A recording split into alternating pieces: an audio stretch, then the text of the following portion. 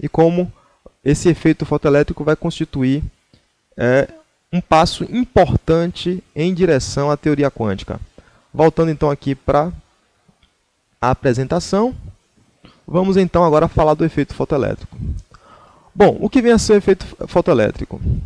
Os físicos perceberam, e esse efeito foi estudado pelo Lenard, depois pelo Hertz, perceberam que quando alguns materiais são iluminados com luz de certa frequência, você consegue arrancar destes materiais elétrons. A simulação atrás, produzida pela Universidade Federal da Paraíba, que depois eu posso disponibilizar o link para vocês, é um bom exemplo disso. Eu vou abrir aqui a simulação, porque aí eu posso operar a simulação e discutir em detalhe com vocês sobre este efeito. O efeito consiste no seguinte: a gente pode variar a frequência da luz, a intensidade da luz e a diferença de potencial entre as placas. Então aqui nós temos um sistema no qual aqui nós temos como se fossem capacitores, onde pode colocar uma diferença de potencial. Aqui está sendo representado por essa bateria. Aqui aparece um amperímetro. Aqui está a fonte de luz e aqui está o material que eu quero arrancar elétrons. Então eu posso chegar aqui e, para esta frequência que é 4 vezes 10 elevado a 14 Hz, eu posso aumentar a intensidade da luz. Esta faixa de frequência corresponde à luz vermelha. Luz vermelha, independente da frequência, não é capaz de arrancar elétrons de um material. Então, luz vermelha, por mais intensa que seja, não consegue arrancar. Isso, do ponto de vista da física clássica, já seria um absurdo. Porque, do ponto de vista da física clássica, luz constitui uma onda eletromagnética. Aumentar a intensidade da luz significa aumentar a energia que ela carrega. Eu aumento a intensidade, aumento a energia e não consegue arrancar? Então isso já era um problema. Então eu posso diminuir a intensidade da luz e vou então variar a frequência. Então, variando a frequência, eu vou mudar a frequência aqui. Tem luz amarela agora. E o material aqui, essa plaquinha, é feito de sódio. Tá? Se mudar o material, muda o comportamento. E eu vou e aumento a intensidade da luz para amarela. Amarelo para o sódio também não consegue arrancar. Diminuo a intensidade e vou aumentar mais a minha frequência. Verde. Observe que verde, mesmo com intensidade baixa, já está conseguindo arrancar elétrons. E à medida que eu vou aumentando a intensidade, eu vou aumentando a quantidade de elétrons arrancados. Esse era um outro efeito estranho. Aumenta a intensidade, aumenta a quantidade de elétrons arrancados. Não aumenta a energia dos elétrons. Eles continuam saindo com a mesma velocidade. Vou continuar aumentando a frequência agora aqui. Então, verde. Agora temos luz violeta. Observe como luz violeta fez com que os elétrons saíssem agora, fossem ejetados com mais energia. Eles estão mais rápidos.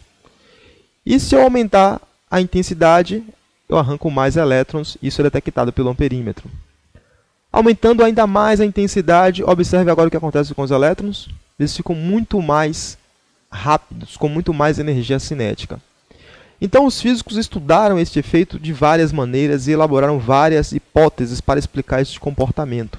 E não conseguiram chegar a uma conclusão plausível.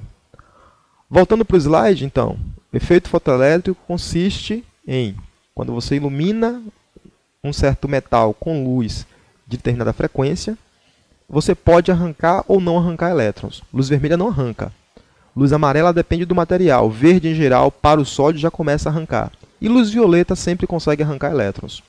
Como explicar isso do ponto de vista da física clássica e como é que isto vai impulsionar a ideia da quantização? Voltando então aqui para a apresentação. Tá? Então, aqui tem uma síntese do que vem a ser o efeito fotoelétrico. O efeito é facilmente observado para a luz violeta e não acontece para a luz vermelha, independente da intensidade. A taxa de elétrons emitidos é sempre proporcional à intensidade da luz.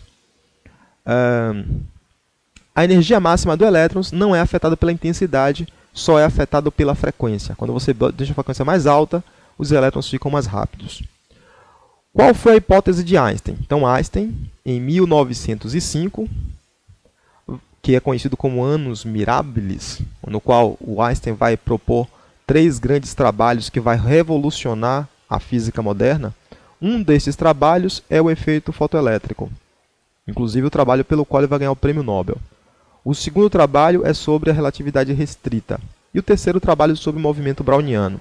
Nós aqui vamos falar sobre o efeito fotoelétrico, que é o trabalho que vai dar a Einstein o prêmio Nobel. Muito embora as pessoas sempre lembrem do Einstein quando se fala de relatividade. Então, de acordo com a física clássica, a luz está continuamente espalhada no espaço. Então, essa primeira imagem que aparece aqui em cima representa a ideia de como a física clássica representa a luz. A luz é uma oscilação de campos elétricos e magnéticos que são transversais. E uma onda eletromagnética ela está uniformemente distribuída em todo o espaço. Aumentar a intensidade da luz significa aumentar a amplitude da onda, mais energia para a onda. Se eu tenho mais energia para a onda, quando ela chega no elétron, ela devia conseguir arrancar o elétron. Luz vermelha, por exemplo. Não consegue. Como explicar isso? Einstein então disse o seguinte: quando a luz interage com elétrons, ela se comporta como se fossem pequenas partículas, não como uma onda. A luz vai se comportar como se fossem pequenos grãos de energia, que nós vamos chamar de quantas de energia. São vários pacotes de energia. Um pacote de energia é chamado de quantum. Vários pacotes, no plural, no latim, é chamado de quanta. Então, a luz, na hora de interagir com o elétron, vai se comportar como se fossem esses pacotinhos aqui. Cada pacotinho desse tem um quanto de energia. O que seria esse um quanto de energia? Vai ser igual a constante de Planck multiplicado pela frequência da luz. No caso da luz vermelha, ela tem uma frequência que varia entre 405 THz e 480 THz. Então, se você multiplicar H por esta frequência, você vai obter a energia de um pacotinho desse. E a luz viaja como se fossem pacotinhos. Observe que isto é uma contradição com o que está acima. Uma coisa não pode ser ao mesmo tempo pacotinhos, que são concentrados, e onda, que é algo espalhado. Então, no caso da luz vermelha, tá? Lembrando que a faixa de frequência é de 405 a 480. Já no caso do violeta, é uma luz que tem uma faixa de frequência que varia de 680 a 790. A frequência do violeta é uma frequência muito maior. Então, quer dizer que cada pacotinho de luz vermelha tem um quanto de energia pequeno, porque a frequência da luz vermelha é pequena quando comparada com as outras frequências da luz. Já a luz violeta, a frequência é muito alta, quer dizer que cada pacote tem energia muito alta. Então, como é que Einstein resolveu o problema do efeito fotoelétrico? Dizendo que a luz se comporta de forma quântica, de forma que ela viaja em pacotes. Bom, nesta tabela aparecem as faixas de frequência para a luz que a gente conhece, do vermelho ao violeta, e a gente teria o infravermelho e ultravioleta que não aparecem representados, que seriam frequências menores do que a do vermelho e frequências maiores do que a do violeta. De acordo com a hipótese de Einstein, ficaria da seguinte maneira: ao incidir a luz sobre um metal, um quanto de luz, que depois, em 1932, foi chamado de fóton, o quanto de luz vai ser absorvido ou não absorvido. E isto é algo que acontece de maneira instantânea. Cada fóton de luz violeta tem energia muito superior aos fótons de luz vermelha, por causa da frequência.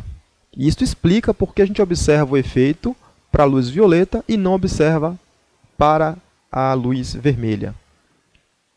A outra hipótese de Einstein, ao fazer essa quantização da luz, ele vai dizer então o seguinte: aumentar a intensidade da luz significa aumentar o número de fótons emitidos. Quando aumenta a intensidade, eu aumento o número de fótons.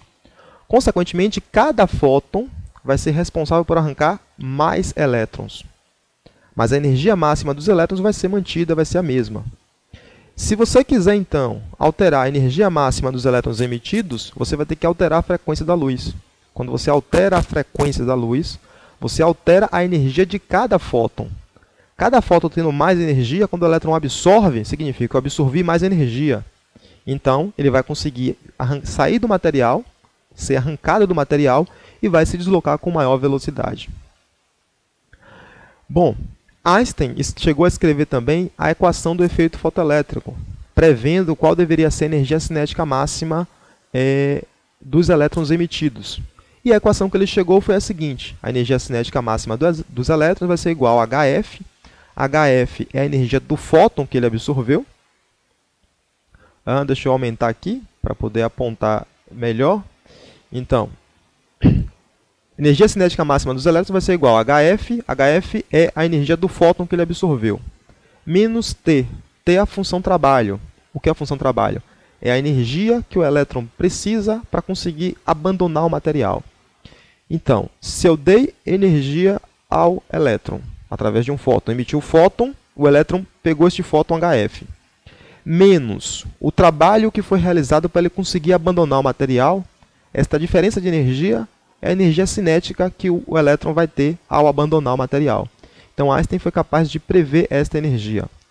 Esta função trabalho depende do tipo de material. Então, observe que para o sódio, esta função trabalho é 2,28 eletronvolts. Para o cobalto, 3,90. Para o cobre, 4,70. Então, se você tem outro tipo de material, para este tipo de material vai ser mais difícil arrancar elétrons, porque você altera a função trabalho, que é a energia mínima que o elétron precisa para conseguir abandonar o material. Então, Einstein conseguiu prever esta equação, que é conhecida como a equação do efeito fotoelétrico. Millikan, o mesmo Millikan que conseguiu obter a razão carga-massa para o elétron, ele vai então fazer a experiência com elétrons. A experiência de Millikan é algo muito parecido com o simulador que eu mostrei, variando a intensidade, a diferença de potencial, você conseguir prever qual a energia cinética máxima dos elétrons. Ele foi então capaz de fazer este gráfico de energia em função da frequência para vários tipos de materiais. E obteve uma reta que é uma função do primeiro grau. Observe que, voltando aqui no slide, esta equação aqui que Einstein escreveu, da energia cinética máxima em função da frequência, é uma equação do primeiro grau, com a frequência variando. Então, ele fez aqui um gráfico de energia em função da frequência. E obteve, então, as retas. Quando ele calculou esta inclinação da reta, ele encontrou a constante de Planck. Ele encontrou algo que tinha a mesma ordem de grandeza da constante que Planck havia previsto anteriormente. Aqui vale destacar uma diferença. O que Einstein fez e o que Planck fez foi completamente diferente. Planck quantizou os osciladores. Os osciladores devem ter energia múltipla de energia mínima. Einstein quantizou a luz. Para Einstein, a luz viaja em pacotes. Para Planck, um oscilador só pode ter certas energias pré-definidas, tá? O que dá uma diferença no trabalho dos dois, embora os dois estivessem usando o mesmo conceito, que é o conceito de quantização. A partir daí, com esse trabalho de Einstein, os físicos começaram a prestar mais atenção